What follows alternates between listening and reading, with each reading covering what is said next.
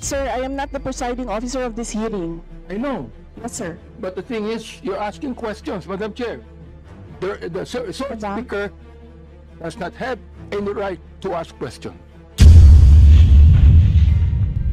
At this point, the chair rules that we shall proceed, so the Honorable Franz Castro may now proceed with her interpellation. You have the floor, ma'am. So, Madam Chair, siguro first observation, no, yung on the budget for the 2024, yung Vice President na nagsabi, Madam Chair, na slow and low utilization. So, nakita naman natin doon sa presentation. So, yung utilization ay napakababa. Pero, syempre, comment ko lang, no, mas mabilis siya sa confidential funds. 100% in 11 days. Madam Chair. So, Madam Chair, so according to the utilization of the confidential and intelligence funds submitted by the COA to us, no, so we have here surveillance and monitoring. Sabihin ko lang, Madam Chair, no, yung purchase of information out of 125 million confidential funds in 2022, purchase of information 14 million, payment of reward 10 million, rental and other incidental expenses relative to the maintenance of safe houses 16 million, purchase of supplies 35 million, provision of medical and food aid 40 million, payment of incentives or traveling relative to confidential operations is 10 million. So a total of 125 million conducted surveillance in 132 areas in 11 days. So 100% utilization. Madam Chair, I have also here a report about the notice of disallowance. According to the notice of disallowance, the COA disallowed 73,287,000 out of 125 million confidential funds used by the OVP in 2022. So this is 58.63% of the 125 million. So can you confirm, the Vice President? Madam Vice President. Madam Chair, since you allowed her a snide comment, you will allow me a snide comment as well. So my question is, can you confirm? Yes. Yeah, okay. Diba? Okay. Yes, Madam Chair. So, Before you proceed, may I remind both our guests and our resource You should have reminded her when she said the line, diba? I called your attention, Madam Chair. You did not recognize me. So, ngayon, sasabihin ko na, if you allowed her that, you allowed me a snide comment as well. I don't recall hearing a snide comment, Madam Vice President. Ang snide comment, that's a matter of judgment. So please proceed Secretariat, Madam Chair, I would like the Secretariat to repeat the first 3 lines of the comments. well, point of order, Madam Chair. Point of order, Madam Chair, kasi parang... So let's please proceed with the answer. Point of order, Madam Chair, kasi parang siya yung nagpe-preside eh. Yes, that's why Kasi inutusan mo yung secretariat natin sa Committee on Appropriation. Yes, Alam mo, di ba? So, yes. okay. Thank you, Madam Madam Vice Chair. President, please proceed with the response. There's a question. Please proceed with the response. Madam Chair, I do not understand bakit a person convicted of child abuse is still sitting in a seat Point of of the order, House of ito yung sinasabi Representatives. natin na dinadivert ang usapan sa ating budget hearing. Kung nagawa po niya yan sa Senado, Madam Chair, dapat hindi natin yan pahintulutan dito sa Kamara. You allowed her a snide comment and then you will not allow Please wait a to be snide recognized. comment? Excuse me, our members and our guests. warned you. Please wait. Don't go to this rabbit hole. Please wait to be acknowledged before you speak. Okay, so at this point, Honorable Manuel. Madam Chair, again, it's another point of order kasi kapag may mga deliberation tayo, we should stick to the topic. Hindi pwede, Madam Chair, na dinadivert natin yung usapan para hindi natin sagutin yung tanong ng mga mambabatas natin. This is actually the best opportunity, formal proceedings, nakikita po ng publiko para malaman anong sagot ng Vice Presidente. So hindi po natin napapayagan ang ganong mga argumento na hindi naman tumutumbok dun sa topic natin. So, Madam Vice Chair, President, there's I will a make this question. easy for you. Please make Sige, ma'am. your responses direct to the point. Sige, ma'am. I will make this easy for you. What rules are we using for this budget hearing? We have our rules Yes, ma'am. adopted by the Committee on Appropriations. Right, okay. We searched for that rule. So, we only found the general rules. So, we have a copy of the rules for the budget hearings. Well, as far as I'm concerned, mas importante ang rules para sa amin. Kayo po, ang kailangan nyo lang marinig is yung acknowledgement for you to begin to speak. Yun lang po ang pinaka-importante para sa guests. Sa totoo lang po. Yes, ma'am. So, ang pinaka-importante, yes, you may proceed. At saka po yung adjournment. Yun lang po. Yung termination po. Yun ang pinaka-importante lang po. For the rules, yun ang ay importante para sa members. But we may provide the copy to you. Yes, So ma'am. please proceed and answer the May we question. request a copy? Yes, yes, absolutely. But Yes. please, there is a question. And do you want us to repeat the question? And we will not penalize you all the time. I don't You can repeat the facts from the notice of disallowance. I don't need a repeat of Honorable the Franz. question. Yes, Honorable Franz Castro. You may repeat your question on the notice of disallowance, I believe. Yeah, tama, Madam Chair. So according to COA, the notice of disallowance is amounted to 73,287,000 out of 125. At ito po, Madam Chair, yung mga breakdown ng mga disallowed na mga na mga purchases. So reward payment of 10 million, payment of rewards, various goods, 34.857 million, payment of rewards, medicines, 24.93 million, tables, chairs, desks, computer and printers, 3.5 million. So, ang question, Madam Chair, so yung letter A, B, and C, so nakita naman natin nandoon yung sa joint circular. How about yung ito, no? How about yung mga tables, chairs, desktop, computer, na umabot po ito sa 3.5 million. So, pwede bang maipaliwanag kung bakit ito pinurchase, Madam Chair? Madam Vice President. Madam Chair, I still request for the rules of the budget hearings. Okay, Vice President. gusto mo sagutin ko, ma'am. Yes, Madam. This is a hearing of the budget of 2025. Nasaan dito ang confidential funds? Yung tanong niya, Madam confidential Chair. funds. Nasaan dito? Honorable Madam Franz. Chair, ito yung continuing, continuing questions pa natin noong 2024, during the last budgets.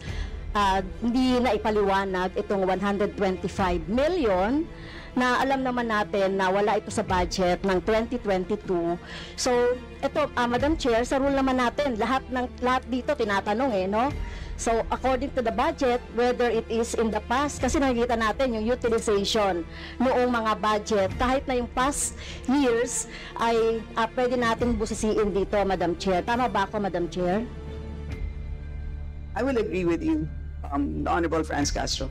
You may proceed, Yes, Madam ma'am. Vice President. Yun yung sagot ko, ma'am. Nasaan ang topic natin dito at ang pinasubmit ninyo sa amin is the budget proposal of 2025. Where in the budget proposal of 2025 is the item confidential funds. In aid of legislation nga ninyo, nakalagay nga doon sa rules ninyo, diba? The discussion should be germane to the topic. The topic is the 2025 budget proposal. Now tell me, Madam Vice Where President, the Honorable Franz confidential Castro has already provided a sufficient explanation for why she asked the question. So please proceed with your answer. Madam Chair, It's a very why are we simple question. discussing the budget of 2023 and 2024? Honorable friends, Castro. So kung ayaw niya sagutin, Madam Chair, so let me go through na lang with my question kasi related naman ito. Remember, Madam Chair, pinestyon natin ito noong last year at yung 125 million na ito ay hindi ito maipaliwanag, no? Dahil nga confidential no? Nagtago sa word na confidential. At ngayon, kailangan nating maipaliwanag at it is in the interest of the people. Yung 125 million na ito, Madam Chair, kaya kailangan ito na mabusisi at kailangan ito maipaliwanag ng OVP. Kaya hindi tayo pwedeng questionin ng mga rules, questionin ng mga topic, etc. Dahil related din naman talaga ito sa budget, Madam Chair. Madam Chair. Yes, you may proceed. I request that the chairperson of the Finance Committee preside over this hearing. Madam Vice President, with due respect, you are not allowed to do that, Madam Vice President. You are not allowed to introduce any motion. You are a research person this hearing, Madam President. I did Vice not move, President. ma'am. I requested as vein. your research person, I requested So that the your request chairperson is of the denied, committee. Madam Vice President. Just please answer the question. The issue on confidential funds falls squarely within our discussion of your 2025 budget. Narinig mo yung sinabi niya, ma'am? Narinig mo yung please proceed. nakikinig ka sa kanya kanina? Absolutely. Walang rules dito.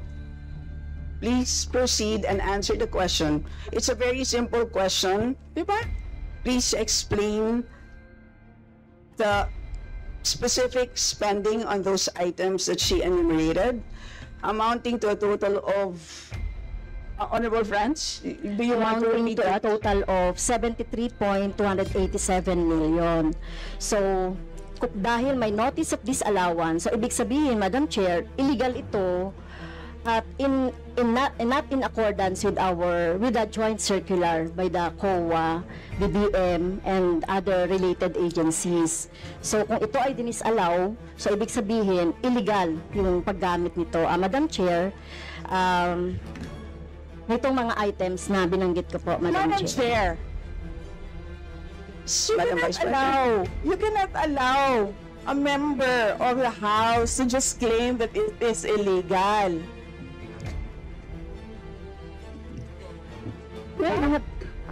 That is a notice of disallowance. That is a procedure inside the Commission on Audit. Hindi sa upuan niya. Honorable friends. Okay, thank you, Madam Chair. So, thank you for the explanation, Vice President. Okay, next. According to accomplishment report of OVP, it spent 10 million for payment of reward. So, Madam Chair, in 11 days, ilang tao kaya at magkano kada tao ang reward? In fact, COA disallowed the whole amount spent by OVP for payment of reward. Hindi ba, Madam Chair, questionable ito? Madam Chair, the invitation letter that we received from the House of Representatives. Dear Vice President Duterte, the House Committee on Appropriations will hold briefings, hearings on the budget proposals of various departments, agencies, and corporations relative to the fiscal year 2025 National Expenditure Program as the basis of the fiscal year 2025 General Appropriations Bill. Nasaan? Sa presentation ko kanina, ang haba. Ang confidential funds. Honorable friends, Castro.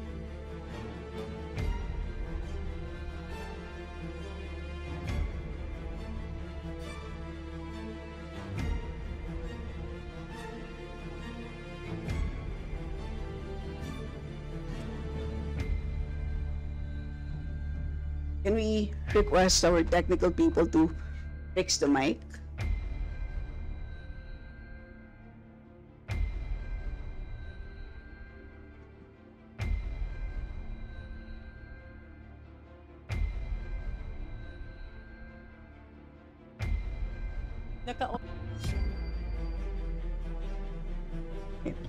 Can everybody check their mics and make sure that they're switched off para maka-switch on yung si Franz?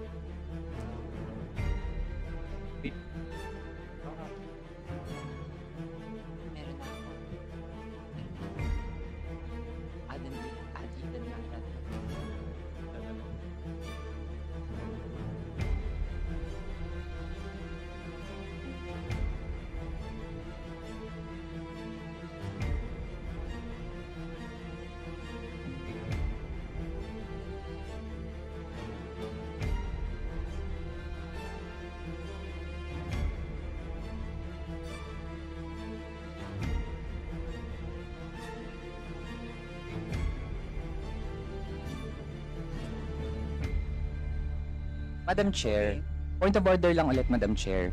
Kasi kailangan lang nating ma-establish. I would assume hindi naman po pinanganak kahapon ng ating resource person. Practice po natin sa Madam House Chair, that is a bago snide po- remark. na para po tayo ay makapagtalakay ng budget na pinopropose para sa susunod na fiscal year, chine-check natin paano din gumagastos yung mga ahensya even in the current year and in the past year. Also, Madam Chair, Section 162, Rulings as Precedents, rulings on questions raised by members shall form part of the parliamentary practice of the House. At practice po natin since time immemorial na hindi lang po ang proposed budget yung tinatalakay. Kasi yung performance ay dapat bahagi din ng discussion. Yun lang, Madam Chair.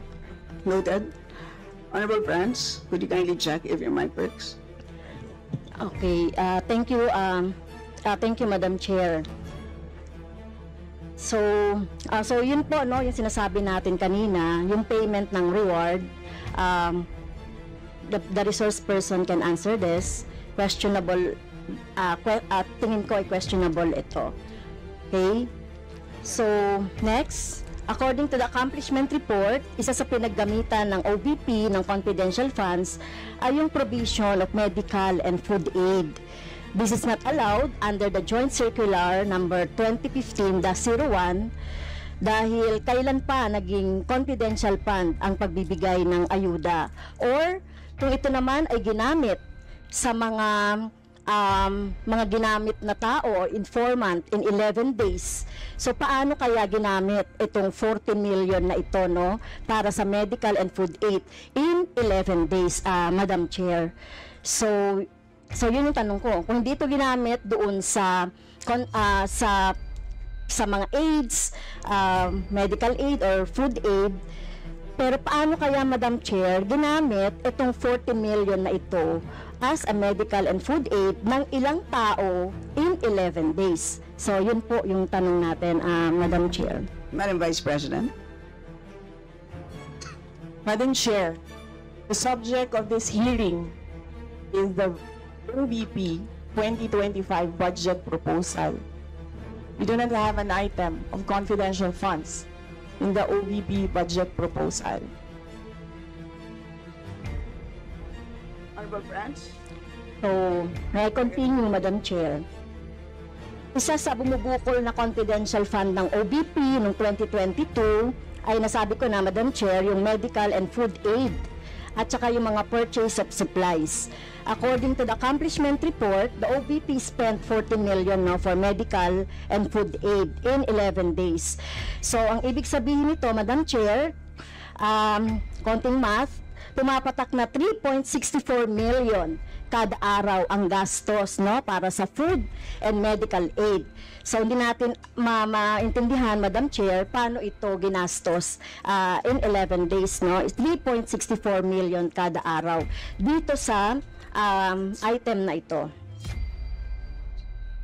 Madam Vice Do you want to President. comment? Madam Vice President. I did not call you, ma'am. It was Representative Arroyo who called you. The chair would like to remind both the resource persons and the members to please wait to be acknowledged before you speak. Yes, ma'am. So, Tinawag you mo mean, ako. yes, For what, ma'am? to respond. So any comment, Madam Chair, dun sa sinabi natin based dun sa accomplishment report. So kung gagamitan natin ng konting math, 3.64 million kada araw ang gastos para sa medical and food for 11 days. For how many people ba ito? Madam Chair, the topic and the invitation of the House of Representatives to the Office of the Vice President for this hearing is the 2025 budget proposal. There is no confidential funds in the 2025 budget proposal. For the information of the body, the letter that we sent, our Madam Vice President, reads as follows. In the second paragraph, we noted the following topics to be discussed. Item number 3 is comparative budget allocation and utilization rate from fiscal year 2019 to 2023. That's item number 3. So I can provide you copies of the letter. So clearly, confidential funds spent in 2022 falls squarely within that. So, yes, Honorable Francie, may proceed. Yes, Madam Chair. So mukhang hindi na tayo sasagutin ng hindi na ako sasagutin ng ating Vice President. So sa bawat sagot kasi na ganyan ng ating Vice President, for the record, since ayaw magpaliwanag ang BP, so ibig sabihin nito, yung paggastos ng 125 million ay na pera ng taong bayan ay hindi maipaliwanag. So, yun lang, Madam Chair, kaya hinihiling natin sa Vice President o OVP na kailangan na maipaliwanag itong mga sinasabing item dito. Anyway, Madam Chair, sa kanila naman ang galing, no, yung utilization of confidential and intelligence fund. And of course, ito lang naman ang hawak ko din dito, yung notice of disallowance. Kaya gusto talaga nating maintindihan, Madam Chair, kung ang notice of disallowance ay, so syempre, papaliwanag pa nila yan, kung paano, di ba? So, kailangan malaman din ng taong bayan na sila yung nagbibigay ng pondo para sa operations ng OVP at lahat ng mga agency. At kailangan yung maipaliwanag. So, hindi pwede yung ganyan na yung tactics na ganyan na parang parang sorry for the pusit, na kapag nasusukol na ang pusit ay nagaano ng maitim na tinta. So ayaw natin ng ganun, Madam Chair, kasi yung atin namang pinag-uusapan dito ay budget, no? So wag naman mag-ugaling pusit ang Office of the Vice President. Madam Chair, may I point of information only, Madam Chair? May I? Madam Chair. No, sorry. Wait. Before you, I'd like to. Before we proceed to the next person on the list, I believe that our former President, Gloria Macapagal-Arroyo, would like to interject. Observation made in relation to the point of order, because in the beginning, it was settled that the issue would be the 2025 budget. And in all our hearings, to what I recall, when we want to question something about performance, we question the 2024 budget, not the 2023 budget. What is being questioned now is the 2023 budget, which was discussed very extensively last year, and that is the reason why the House removed the confidential funds. So that issue has already been, to my mind, for purposes of the budget hearing, laid to rest. So that's my observation, Madam Chair. We know that, Madam former President, but of course we know that yung pondo ng 2023 ay of course pwede pa rin maging continuing appropriation hanggang 2024. So in the same way, 2022 pwede maging continuing pa rin 2023. At alam din po natin, last year pinagdebatihan po natin ng matindi itong 2022 confidential funds. And in fact, we left a homework for the COA. Sinabi natin sa kanila na kailangan nilang tapusin ang audit by November, I believe mid-November of last year. And since then, hindi na natin alam kung ano nangyari. So that's the reason for why tinatalakay natin ito. And it's a big amount of money. I believe we owe it to the people to understand what happened. Of course, tinanggal na natin noong 2024. Gusto natin malaman, tama ba yung ginawa natin? Kasi baka naman nagkamali tayo. So, I think it's worth assessing what we did in 2024 in order to know what to do in 2025. So with that, let's proceed with our next Madam Chair, interview. may I? Is this just a point of order? Not a point of order, but We will I'm only, just you may wish want to to be a be, rejoinder of what you may wish to be, unless it's a point of order, you may wish to be listed. I can put you here, sir. Parliamentary inquiry, Madam Chair. Yes, you may Parliamentary inquiry. proceed. May I ask if the resource person is required to answer a question that is related to a commission on audit notice of disallowance when she already said she's not going to answer. Also, the notice of disallowance is addressed to the Office of the Vice President. And just to make it clear, a notice of disallowance is not a judgment.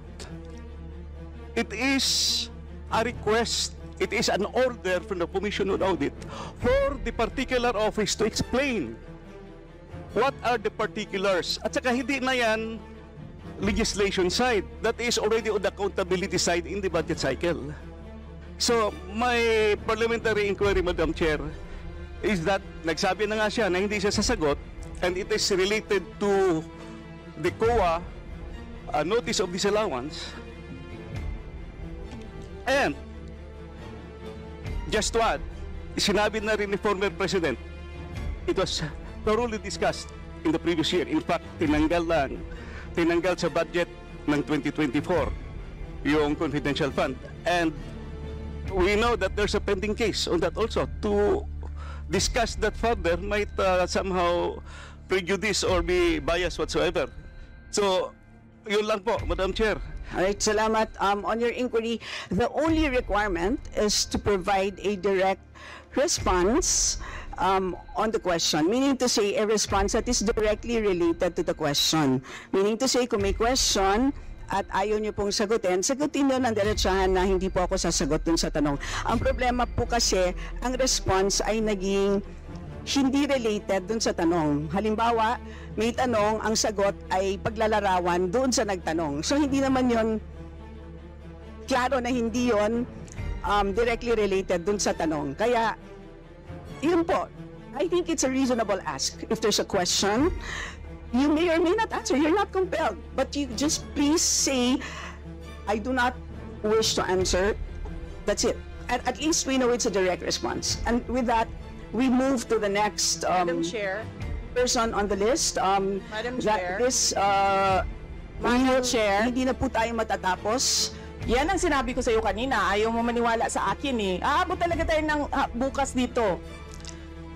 Diba? Madam Chair. Is this an inquiry regarding...